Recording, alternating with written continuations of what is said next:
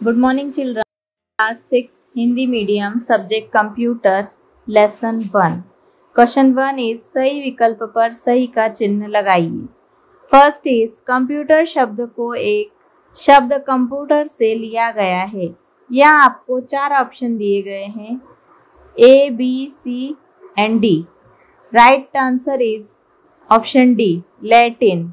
सही उत्तर है आपका लैटिन. दूसरा देखिए, जॉन वॉन न्यूमैन मोचली और उनकी टीम ने विकसित किया. सही उत्तर है आपका ऑप्शन डी. नेक्स्ट देखिए नंबर 3, मशीन में 2 नंबर होते हैं.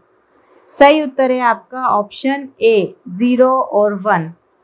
नेक्स्ट देखिए नंबर 4, कोबोल, लोगो, फोर्ट्रान बेसिक पीढ़ी की भाषाएं हैं. यहाँ सही उत्तर दिया है आपको ऑप्शन सी तीसरा. नेक्स्ट देखिए नंबर 5, सीपीयू की 3 मुख्य इकाई है.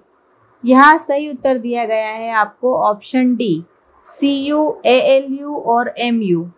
नेक्स्ट देखिए क्वेश्चन नंबर 2, रिक्त स्थानों की पूर्ति कीजिए.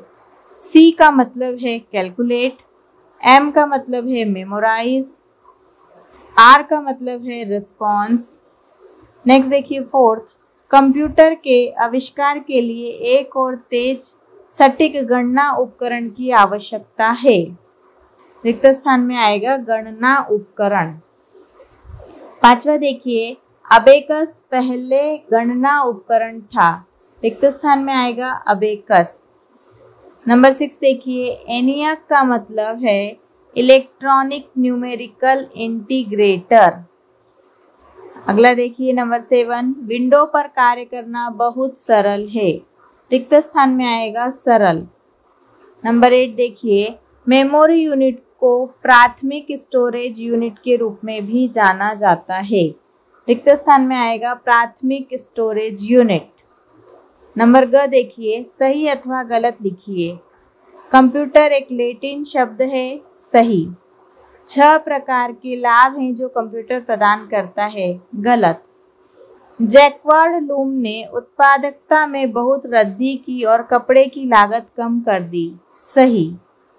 नंबर 4, जेवी अटानासाफ ने पहला वाणिज्यिक कंप्यूटर डिजाइन किया. गलत. होले रीथ ने टैबुलेटिंग मशीन कंपनी 1896 की स्थापना की, जो 3 कंपनियों में से एक थी जो IBM के रूप में विलय हो गई. सही. नेक्स्ट देखिए नंबर 6, एक कंप्यूटर केवल मशीन भाषा को समझता है जिसमें 2 नंबर 7 और 9 शामिल होते हैं. गलत. अगला देखिए 7, नियंत्रण इकाई संसाधित डेटा को मेमोरी यूनिट में भेजती है. सही. नेक्स्ट क्वेश्चन देखिए नंबर घ, निम्नलिखित प्रश्नों के उत्तर दीजिए. क्वेश्चन नंबर 1 है, पहला गणना करने वाला उपकरण कौन सा था? उत्तर है, पहले गणना करने वाला उपकरण अबेकस या एंटिकाइथेरा तंत्र था. दूसरा देखिए, कंप्यूटर की परिभाषा लिखिए. उत्तर देखिए, एक उपकरण जो हमें दिए गए निर्देशों के अनुसार दी गई सूचनाओं का विश्लेषण करने के बाद न्यूनतम संभव समय में सही और विश्वसनीय परिणाम देता है, कंप्यूटर कहलाता है. नंबर 3 देखिए क्वेश्चन, कंप्यूटर इतने उपयोगी गैजेट क्यों बन गए हैं? प्रागैतिहासिक मानव ने गणना कैसे की? उत्तर देखिए, कंप्यूटर इतने उपयोगी गैजेट इसलिए बन गए हैं क्योंकि कंप्यूटर के द्वारा कुछ ही समय में जो जटिल समस्याओं का समाधान संभव है, बिना गलती के तेज और सही सटीक गणना उपकरण के रूप में यह उपयोगी है. इसी में देखिए आगे, प्रागैतिहासिक मानव अपनी उंगलियों, लाठी, कंकड़ का उपयोग करके या गुफा की दीवारों पर लाइनों को चिन्हित करके गणना करता था. अगला देखिए क्वेश्चन नंबर 4, कंप्यूटर कितने प्रकार के लाभ प्रदान करते हैं? उत्तर 4 देखिए, एक कंप्यूटर 5 बुनियादी लाभ प्रदान करता है। पहला गति, दूसरा सटीकता, तीसरा भंडारण, चौथा परिश्रम और पांचवा चंचलता। क्वेश्चन नंबर 5 देखिए, चार्ल्स बेबेज कौन थे? उसे कंप्यूटर का पिता क्यों कहा जाता था? उत्तर 5 देखिए, आज के कंप्यूटर में बाइनरी ऑफ ऑन और ऑफ कोडिंग की समान प्रणाली का उपयोग किया जाता है। 1822 में कैम्ब्रिज यूनिवर्सिटी के एक प्रोफेसर चार्ल्स बेबेज, जिन्हें कंप्यूटर के पिता के रूप में जाना जाता है, ने डिफरेंस इंजन का आविष्कार किया, जो विश्वसनीय तालिकाओं का निर्माण कर सकता था, क्योंकि उस समय क्लर्क द्वारा गणितीय और सांख्यिकीय तालिकाओं को तैयार किया जाता था, जो बहुत कीमती समय का उपभोग करते थे। त्रुटियों के लिए बहुत अधिक प्रभाव था। कंप्यूटर की असली शुरुआत चार्ल्स बेबेज ने की थी। बेबेज का पहला प्रयास 1822 में था, जब उन्होंने अंतर समीकरणों को कार्य करने के लिए एक मशीन का प्रस्ताव रखा। आगे देखिए क्वेश्चन नंबर 6, कंप्यूटर की विभिन्न पीढ़ियां क्या है? प्रत्येक पीढ़ी पर 2 पंक्तियां लिखिए। देखिए उत्तर नंबर 6, एक कंप्यूटर की पीढ़ी का अर्थ है समय की अवधि में तकनीकी विकास, जिसे पीढ़ियों में वर्गीकृत किया गया है। 4 पूरी पीढ़ी है।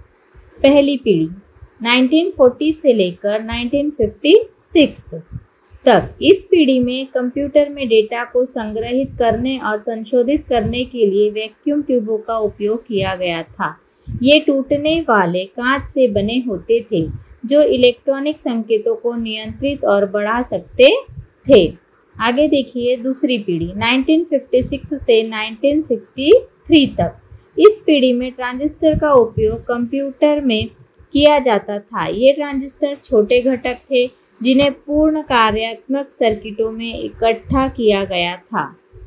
आगे देखिए तीसरी पीढ़ी 1945 से लेकर 1917 तक।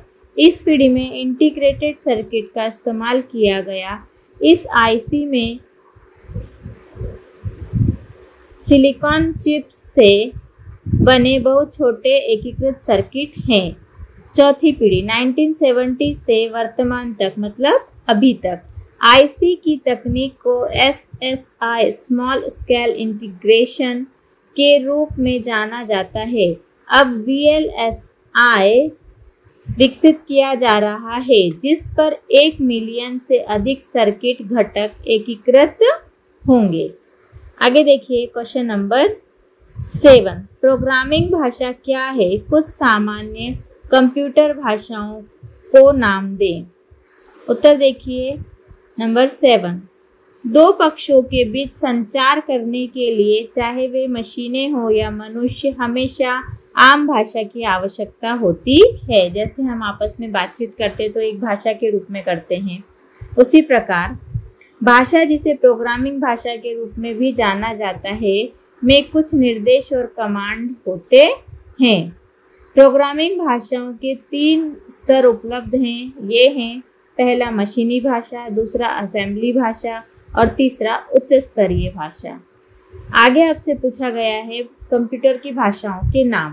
कंप्यूटर भाषाओं की तीसरी पीढ़ी जैसे कोबोल, लोगो, फोर्ट्रान, बेसिक, सी और C++ हैं। आगे देखिए क्वेश्चन नंबर 8, सीपीयू की 3 इकाइयों की व्याख्या कीजिए। सीपीयू की 3 मुख्य इकाइयां हैं। पहला है कंट्रोल यूनिट। यह यूनिट कंप्यूटर सिस्टम के अंदर डेटा की प्रोसेसिंग को नियंत्रित करती है। दूसरा देखिए एमयू मतलब memory unit. Memory unit processing के दौरान डेटा और या सूचनाओं को संग्रहित करती है। तीसरा देखिए, तीसरा दिया है अंकगणित और तर्क इकाई, है ना। आगे ALU, यह इकाई सभी गणितीय गणना और तार्किक संचालन करने के लिए उपयोगकर्ता द्वारा डेटा को कंप्यूटर सिस्टम में फीड करने के बाद कंट्रोल यूनिट डेटा में दिया जाता है।